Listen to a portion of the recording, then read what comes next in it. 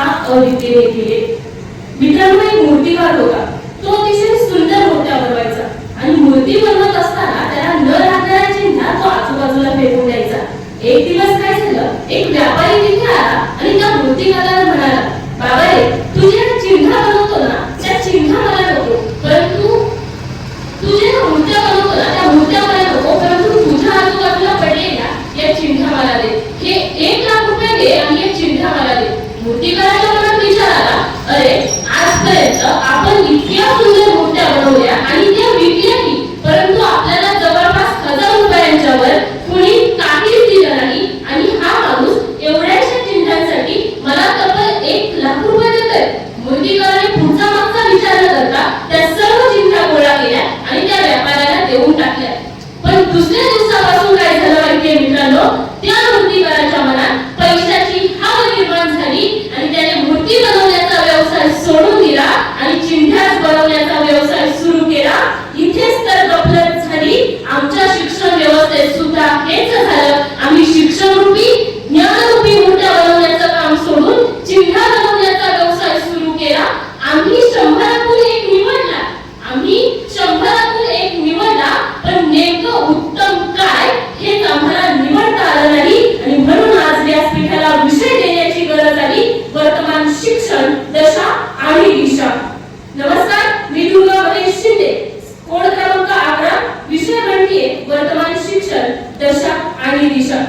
या विषयाच्या अनुषंगाने सर्वप्रथम शिक्षण म्हणजे काय हे जाणून घेणं मला महत्त्वाचं वाटतं. तर शिक्षण म्हणजे केवळ पर्याय नव्हे, तर शिक्षण म्हणजे सुसंस्कृत मन, प्रगल्भ विचार आणि मानसाचा सर्वांगीण विकास करणे होय.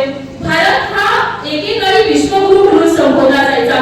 तक्षशिला आणि नालंदासारख्या विद्यापीठांनी जगाला ज्ञानाचा प्रकाश दिला.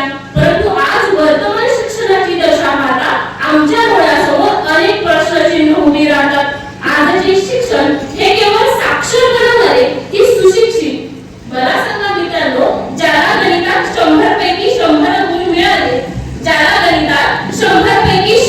गुण मिळाले, परंतु ज्याला बाजारात गेल्यावर व्यवहाराचे साधे हिशोब जमले नाही, त्याला तुम्ही सुशिक्षित म्हणाल का?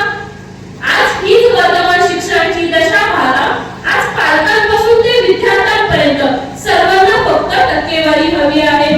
शिक्षणाचं रूपांतर एका अशा शर्यतीत झाले जिथं कौशल्यांपेक्षा मार्कशीटला जास्त महत्त्व आले. आज भारतामध्ये लाखो पदवीधर घडतात, परंतु उद्योगांना आवश्यक असणारे कोणतेही कौशल्य त्यांच्याकडे नाही. केवळ पुस्तकी ज्ञानामुळे आज पदवी असून सुद्धा भारतामध्ये अनेक तरुण आज बेरोजगार आहेत आणि ही खऱ्या अर्थानं मोठी दुर्दैवाची गोष्ट आहे. मला वाटतं पुस्तकांचा, परीक्षांचा आणि निकालांचा ताण इतका वाढलाय की लहान मुलांचं बालपण हरवत चाललंय आणि ती मुलं कुठेतरी नैराश्याकडे वळताना दिसतायत. मग या शिक्षणाची दशा लक्षात घेत असताना आज शिक्षणाचं झालेलं बाजारीकरण ही सुद्धा या विषयाच्या दृष्टीने महत्त्वाची गोष्ट आहे. शाळांपेक्षा कोचिंग क्लासेसला जास्त महत्त्व आलंय.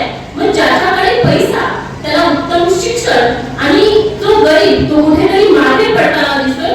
ही वर्तमान शिक्षणाची दशा कुठेतरी बदलायला हवी आणि याला नवीन दिशा मिळायला हवी. आणि ही दिशा मिळत असताना जिथे शिक्षण हे केवळ नोकरी मिळवण्याचे साधन नसून ते माणसाचा सर्वांगीण विकास करणारे असेल, जिथे शिक्षण हे गरीब आणि श्रीमंत यांच्यापुरते मर्यादित नसून ते कौशल्यावर भर देणारे असेल, जिथे शिक्षण हे भोगपट्टी नसून माणसाच्या पूर्णत्वाचे प्रकटीकरण करणारे असेल.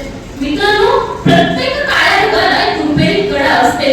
अगदी त्याचप्रमाणे शिक्षणाची ही बदलती दिशा पाहत असताना यामध्ये लवचिकता असेल, मूल्यांचे शिक्षण असेल, कौशल्यावर भर असेल आणि मातृभाषेतून शिक्षण असेल, या सर्व मुद्द्यांवर भर देणं विषयाच्या दृष्टीने महत्त्वाचं वाटतं.